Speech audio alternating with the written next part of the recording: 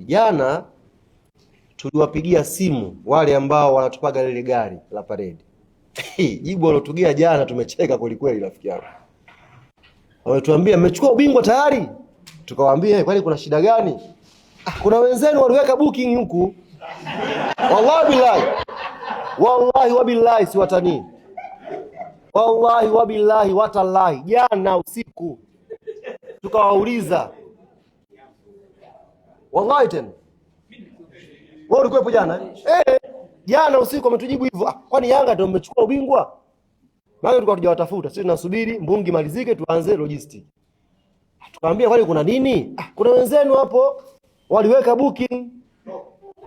Tukasema subhanallah.